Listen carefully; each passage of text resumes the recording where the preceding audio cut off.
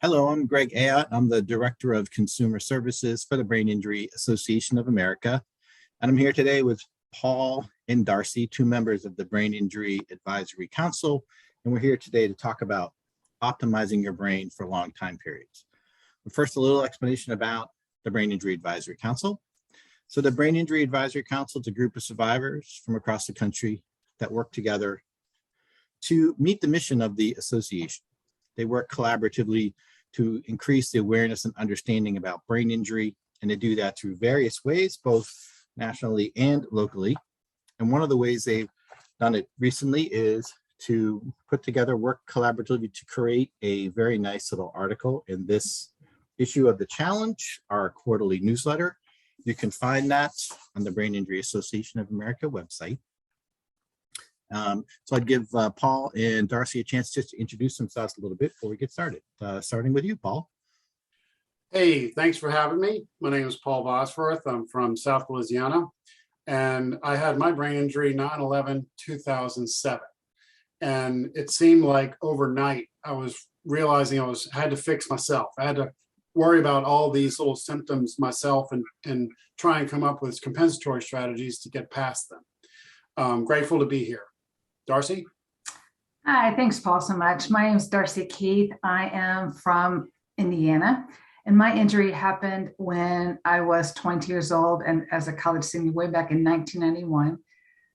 From the car crash I was involved, I was in a coma for 7 days or 6 days, and then coming out of a coma after that, as well as just learning how to live, like Paul said, all over again, strategies, memory loss, the whole shebang. So a lot of these tips that we're providing, the Brain Injury Advisory Council are providing, are to help you with living your life with a brain injury.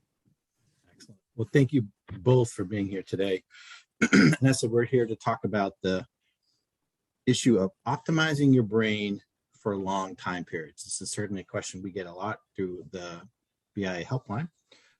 So I'll start with Darcy. So why is this idea of optimizing your brain for long time periods important for a person with a brain injury?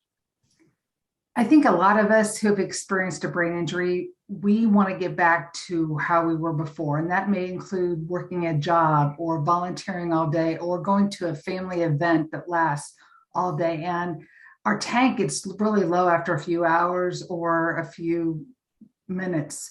So how can we make sure that we can last through that without getting tired, without getting totally exhausted and not being able to function and needing to rest, which is fine.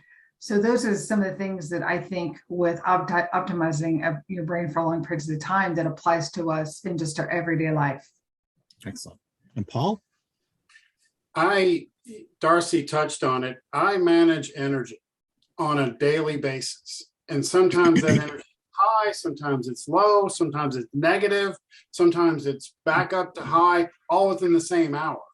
And I kept looking for a pill, I kept looking for a solution, and there wasn't one. So I had to find it on my own, and a couple of friends helped me.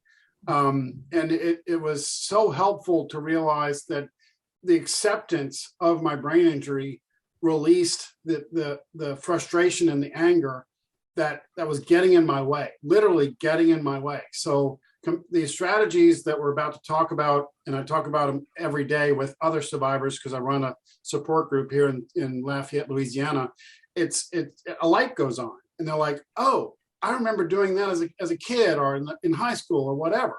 So it's kind of stepping back in an old pair of shoes, but bringing them forward.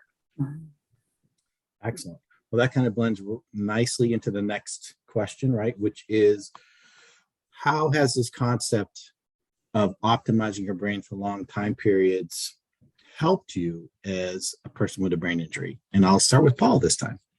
Okay. So everybody goes to memory. My memory's bad. Well, I use a paper and a pen, and I have one everywhere I go, especially when there's a lot of stress going on, like holidays or getting back to school or doing some shift from being relaxed to getting up and running. So I write everything down. Writing everything down is a strategy that primes the pump, that brings back my memory. because getting angry about not being able to remember is not helpful. You mentioned going in and sometimes your batteries drain in minutes.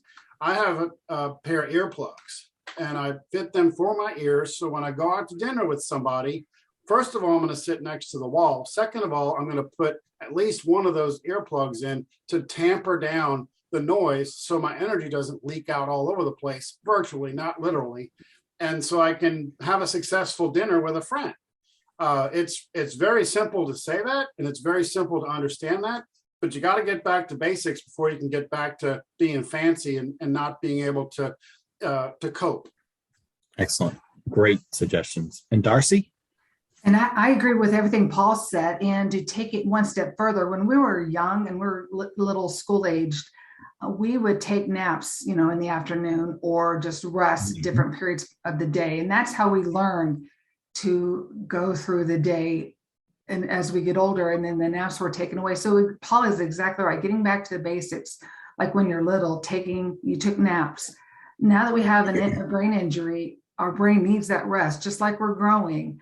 And we need to rest and take a nap. And that could be in the afternoon or for long periods of time. Let's say, like, for example, I work full time and I take, very much at first, I took a nap or kind of rested my brain in a room. I set a timer on my watch and I just rested, turned off the light, closed. You can, put in earplugs or whatever you need to do, but just close it off. So that way you can rest your brain. And then when your alarm goes off, you can go back to work or going back to your volunteer activity. And that tends to help. And then slowly over time, if you want to, you can reduce that resting period so that you can function all day, but at least getting back to the basics of just knowing that you need to take a break is a good place to start. Excellent advice. And I think that's an important point that you mentioned too, that it can change over time, right? So that you may find if you're doing more things that demand cognitive energy, you might need to take a couple of breaks during the day. But if you're doing some things that are kind of less cognitively demanding, you might only have to take one break or 0 breaks, or you can be able to get through the day. But it can vary a lot, kind of both day to day as well as over time. Those are excellent. All right. So the last question in relation to optimizing your brain for long periods, what's a piece of advice that you'd give to another person with a brain injury just starting out their journey? We'll start with Paul. For me, it was what I was intaking. So if I drank a sugary drink, I'm going to or I ate a sugary donut, I'm going to go to sleep within 20 minutes because my body has to shut down and sort that out. Once I realized that, I moved to caffeine. Okay, there's 2 extremes. One doesn't work well with the other. So I minimize my caffeine. Alcohol doesn't enter this body. It won't. All my symptoms will come out and everybody will laugh while we're at the bar and I'll get embarrassed. And guess who's not going back to hang out with them again? It's the basics come into play. And that's the only way I know how to build. I'm an IT guy, so we build systems and software. So you start it, you get back to start, you take your naps when you need them, you take your breaks when you need them, and enjoy them with the full intention of coming back and doing whatever you're doing, even if it's mowing the lawn. Excellent advice. And Darcy? I think one thing to add, and Paul kind of touched on a little bit, is watch what you eat. Like my body, not only does my brain need rest and fuel, but my body needs that too to feed to my brain. So I may have a healthy snack in the morning after a couple hours, have something, maybe a bigger lunch, but eating during the day. So that way my stomach's not sending a signal to my brain, hey, you're hungry. And then your mind distracts and goes in a different direction. So I would say, have regular breaks, but, have a snack, have a healthy snack. So that way you're feeding your brain, you can stay awake and just not have to worry about those hunger pangs that may come during your day. Keep going. Keep going. Also, excellent advice. Well, I thank you both for coming and sharing a little bit of your wisdom and expertise today. I'd encourage folks to go to the website, look at the issue of the challenge on the website, look at the other videos available on the other topics or issues, As always, if you are ever looking for questions or looking for additional resource or information, you're always welcome to contact us at the Brain Injury Association of America. So Darcy and Paul, thank you both for coming today. Thanks so much for having us, Greg. Thanks, All right. Greg.